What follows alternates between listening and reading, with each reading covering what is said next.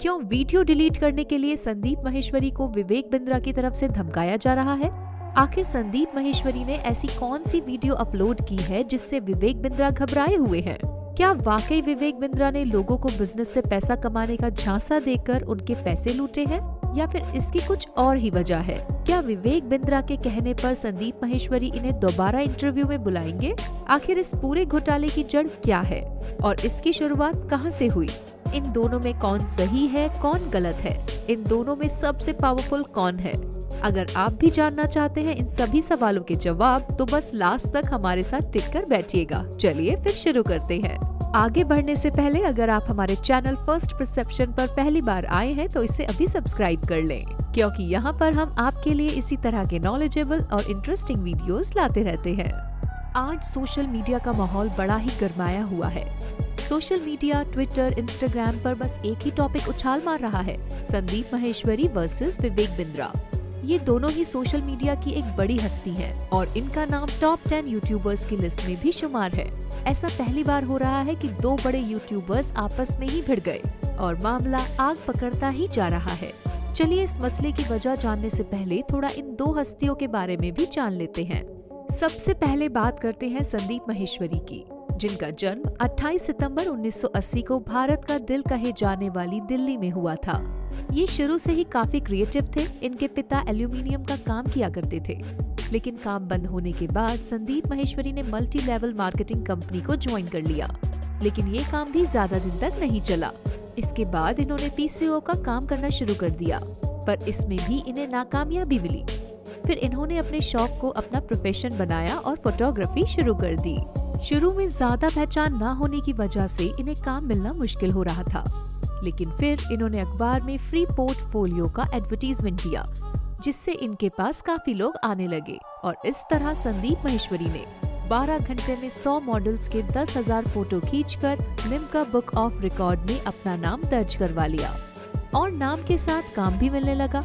इसके बाद इन्होंने ऑनलाइन इमेज बाजार शेयरिंग साइट की शुरुआत की, जो कि देश की सबसे बड़ी ऑनलाइन फोटोग्राफी की कंपनी है और आज इनके पास 45 से ज्यादा देशों से लगभग 7,000 से ज्यादा क्लाइंट हैं। फोटोग्राफर होने के अलावा संदीप माहेश्वरी एक मोटिवेशनल स्पीकर, एंटरप्रेन्योर भी हैं और उनके यूट्यूब पर करीब 27 मिलियन फॉलोवर्स, वहीं इंस्टाग्राम पर 5 मिलियन फॉलोवर्स और ट्विटर पर 301.8 हजार फॉलोवर्स लिए बैठे हैं। वहीं बात करें विवेक बिंद्रा की, तो 5 अप्रैल 1982 को दिल्ली में जन्मे विवेक का जीवन भी काफी मुश्किलों से भरा था। ये एक सिख फैमिली से बिलोंग करते थे, जो कि पाकिस्तान से भारत आया था। बचपन में इनके माली हालात बहुत से भी बहुत खराब थे। बचपन में ही माँ गुजर गई, पिता ने दूसरी शादी कर ली और दूसरी माँ ने इन्हें कभी एक माँ की तरह प्यार नहीं दिया। पढ़ने का शौक था लेकिन पैसे नहीं थे। बिजनेस में दिलचस्पी थी लेकिन मैथ्स के साथ कुछ खास बनती नहीं थी, इसलिए उन्होंने जैसे तैसे पढ़ाई कर सन्यासी जीवन की तरफ रुख कर लिया और वृंदावन रहने लगे। लेकिन यहाँ उनके जो गुरु थे, उन्होंने इनके अंदर छुपे टैलेंट को दबने नहीं दिया, बल्कि उन्हें कुछ बड़ा कर दिखाने का हौसला दिया और विवेक गुरु की बात मानकर global academy for consulting and training corporation के साथ जुड़ गए और मारुति, ओएनजीसी, गेल, वेदांता, होंडा, एनटीपीसी में काम किया। लेकिन मारुति कंपनी में मैनेजर के रूप में विवेक सर को पहचान मिली। आज विवेक बिंद्रा एक सक्सेसफुल बिजनेस कोच के साथ साथ बड़ा बिजनेस कंपनी के को-फाउंडर तथा सीईओ हैं। उनका यूट्यूब चैनल दुनिया का सबसे बड़ा एंटरप्रेन्योर यूट्यूब चैनल है। इनके यूट्यूब फॉलोअर्स की बात करें तो वो 13.7 मिलियन है, वहीं इंस्टाग्राम पर 4 मिलियन और ट्विटर पर 215.4 हजार दीवाने हैं। चलिए अब बात करते हैं दोनों हस्तियों के बीच छिड़ी जंग के बारे में। दरअसल संदीप माहेश्वरी ने विवेक बिंद्रा के ऊपर एक स्कैम वीडियो बनाई थी, जिसको लेकर विवेक बिंद्रा की तरफ से कुछ लोग संदीप के ऑफिस में आए और उन्हें धमकाते हुए कहा कि उन्होंने जो स्कैम बिजनेस के ऊपर वीडियो बनाई है उसे डिलीट कर दो। लेकिन संदीप माहेश्वरी ने इसे डिलीट करने से मना कर दिया। ऐसा संदीप माहेश्वरी ने बताया है कि उनके ऑफिस में उनकी टीम को विवेक बिंद्रा की तरफ से कॉल आया, जिसमें वीडियो डिलीट करने की बात कही गई और साथ ही इस पूरे मामले को लेकर लीगल नोटिस भेजने की भी धमकी दी गई है। विवेक बिंद्रा ने कहा है कि संदीप माहेश्वरी से उन्होंने बहुत ही पॉजिटिवली रिक्वेस्ट की थी कि उस वीडियो को डिलीट कर दे, लेकिन उन्होंने डिलीट करने की बजाय उनका नंबर डिलीट कर दिया और अब संदीप उन्हें उनके बिजनेस को एक्सपोज करने की बात कर रहे हैं। आज जो जानी दुश्मनों के नाम से जाने जा रहे हैं वो पहले अच्छे दोस्त थे और संदीप ने विवेक को एक इंटरव्यू में भी बुलाया था। अब विवेक बिंद्रा फिर से संदीप माहेश्वरी से उन्हें इंटरव्यू में बुलाने के लिए कह रहे हैं ताकि वो उनके सभी सवालों के जवाब दे सके। बात करें इस मुद्दे की असल जड़ की, तो कुछ समय पहले संदीप माहेश्वरी के शो में एक लड़के ने ये खुलासा किया था कि उसने एक बहुत महंगा बिजनेस कोर्स खरीदा था, लेकिन बाद में उसे कुछ भी प्रॉफिट नहीं हुआ और उसके साथ बिजनेस के नाम पर स्कैम किया गया।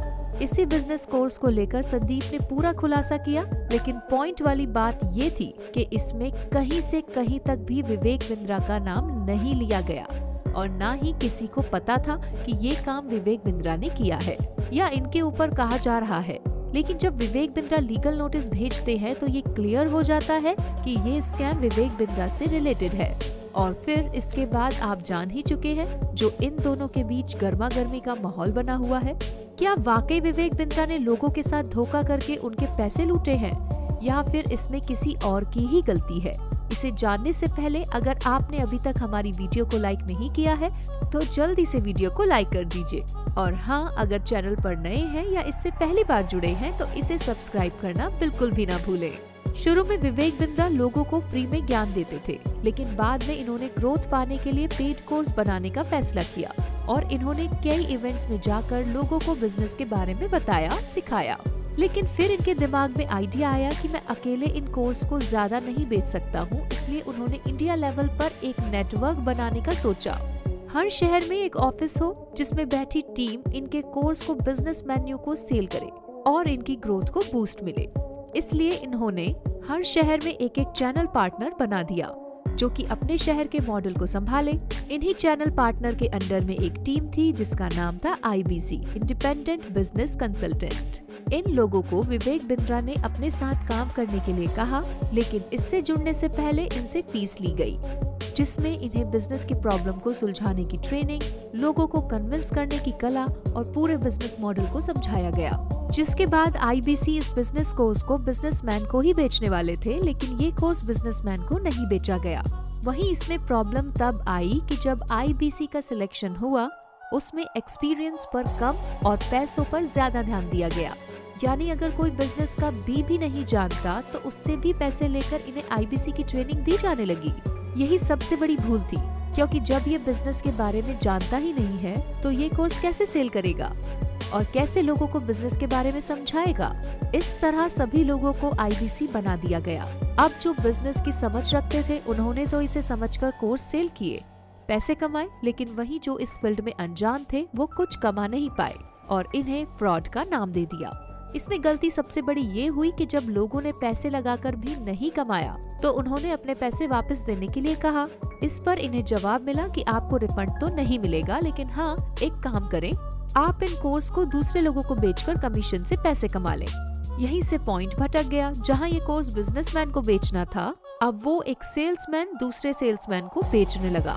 इस तरह अपने पैसे निकालने के चक्कर में एक ने 4 को बेचा, 4 ने 40 को। ऐसे लाखों लोग इसकी चपेट में आ गए। इसमें विवेक बिंद्रा की शायद गलती नहीं थी, क्योंकि उन्होंने जिन लोगों को IBC का सिलेक्शन करने की जिम्मेदारी दी थी, उन्होंने डिग्री वाले बंदों को लेने की बजाय बिगिनर्स को ले लिया और फिर इनके परफॉर्मेंसेस को देखकर इन्हें हटाया भी नहीं। इस तरह मामला उलझता चला गया और पूरी गलती विवेक बिंद्रा पर आ गिरी, क्योंकि इंसान तो मालिक को ही पकड़ता है ना। वैसे दोस्तों, आपको क्या लगता है, क्या इस घोटाले में विवेक बिंद्रा का भी हाथ है या फिर गलती अनजाने में हुई है? कमेंट में बताएं। वीडियो को लाइक और चैनल को सब्सक्राइब कर बेल आइकन को